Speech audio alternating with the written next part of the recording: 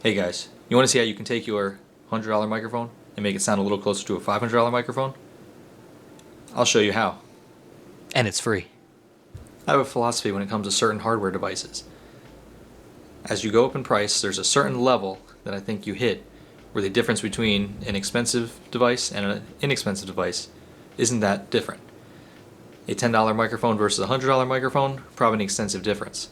A $100 versus a $500 microphone, maybe not so much. A $500 microphone versus a $2,000 microphone, I don't even think it's that much better either.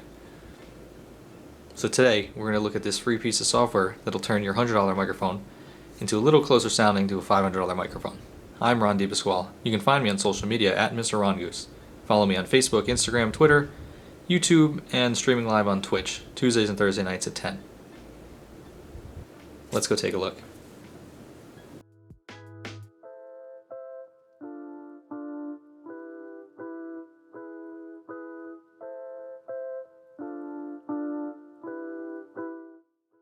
First, what we're going to do is open up your web browser and come to Google or any other search engine, and we're going to type in VoiceMeeter, spelled meter with an M-E-E-T-E-R, two E's. The site you're looking for is vb-audio.com. We're going to click on that. It should bring you to this page, vb-audio.com/voicemeeter.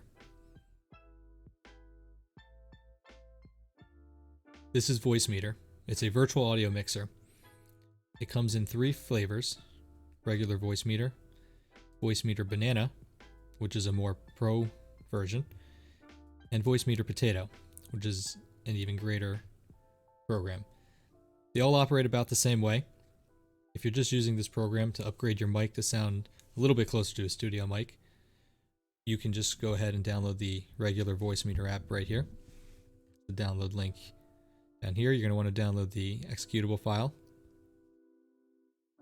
I should note that all versions of this are donationware, so they're free to download and use, though you are able to donate money towards the program to help the developers. Once you download VoiceMeeter, you can go ahead and install it. For the purposes of this video, I'm going to be using VoiceMeeter Banana, the middle version, more pro version, just because this is already installed on my computer for use for my streams and recording.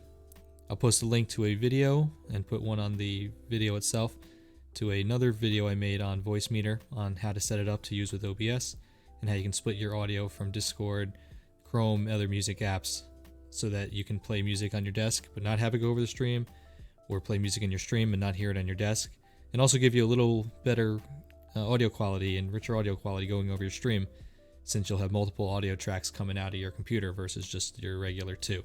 And all using just this program, no expensive mixing boxes or any kind of external equipment that you have to pay for. So basic setup with VoiceMeeter: once you download it and install it, it's going to want you to reboot the computer. Go ahead and do that. You have to reboot the computer, otherwise the audio drivers won't install completely and you'll have issues. Once you reboot, go ahead and open VoiceMeeter Banana or regular VoiceMeeter or Potato, whichever one you happen to download. The first thing you're going to do is go here in the menu option, and you're going to checkbox these 2 boxes: Auto Restart Audio Engine and System Tray Run at Startup. Check both those off. Then, while you're still in the screen, you come down to System Settings. There's a preferred sample rate. You can set this to whatever you want, either 44,100 is the normal one, or 48,000 is the other most commonly used one. All my audio devices are set for 48,000, so we're going to leave it there. The next thing you want to do is come down to your speaker icon in your tray. You're going to right click it and hit Open Sound Settings. And you're going to want to make sure your output device is VoiceMeeter input and your input device is VoiceMeeter output. So your computer will think that your microphone input is the actual output from VoiceMeeter, and the sound from your computer is going to go to the input on VoiceMeeter. So again, this goes into, I go into a little further depth explanation of this in my other video. Just go ahead and click the link in the description. Once these are set, you can go ahead and close this window and you're ready to go. So the general way VoiceMeeter works is whichever version you get, you have a couple hardware inputs. So these first three are my hardware inputs. The next ones are virtual inputs. So these are all sounds coming into VoiceMeeter, the hardware being physical devices. So my microphone here on the left.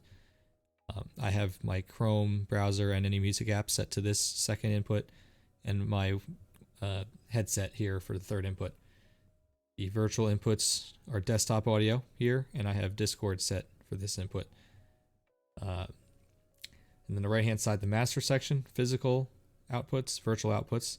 Similar idea, but these are physical devices that are outputting sound. And these virtual devices are also outputting sound to the hardware devices up here, A1, 2, and 3. I have A1. You're going to want to set your A1 to either speakers or headphones, so I have them set to speaker. I also have my A2 set to my headphones right here. So once these two are set, you're going to want to go over here, and if you click down here, you're going to choose your microphone, whatever microphone you're using. Any of these drop downs, they have these three options, WDM, KS, or MME. We recommend using WDM, that's the Windows device driver. They're just different versions of drivers. WDM seems to work the best, lowest latency. If you have issues with WDM, try the MME, and if not, the KS. And in that case, you should have no problem with any of those. Click my microphone.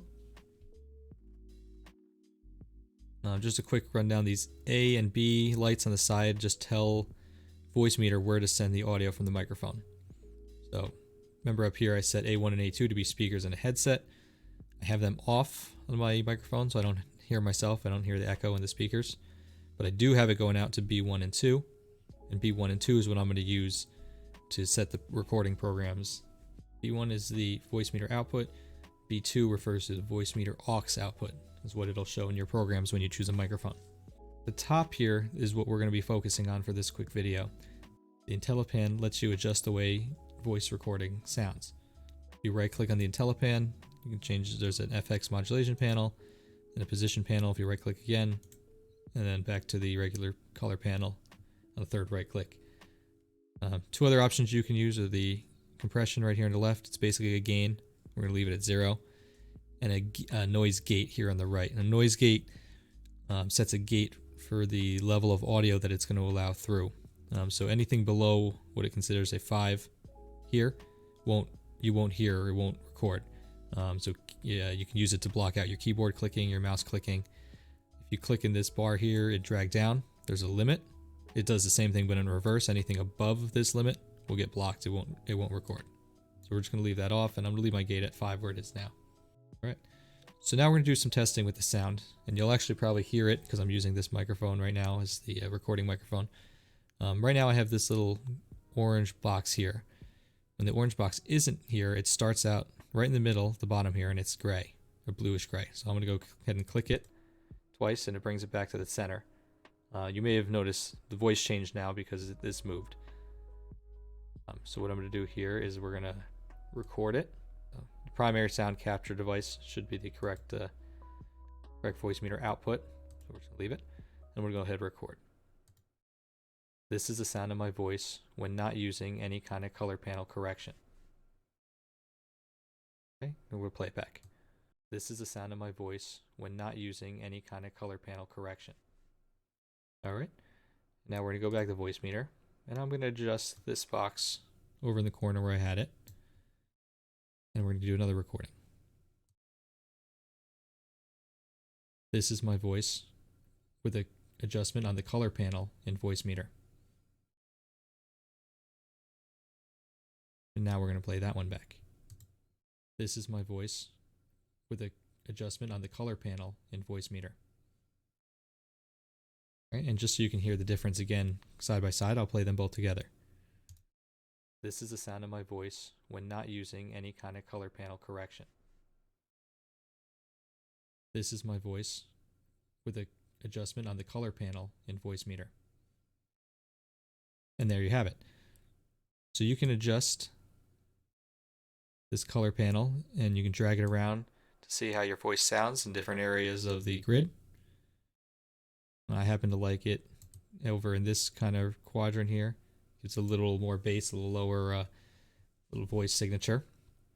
So play around, do some test recordings, see how your voice sounds in each one of these areas and drag it around. But that's a quick and easy way to get your microphone to sound a little bit closer to a studio microphone. The only other thing you have to do is in your programs that are going to be using the microphone, just make sure your input devices are set to the default.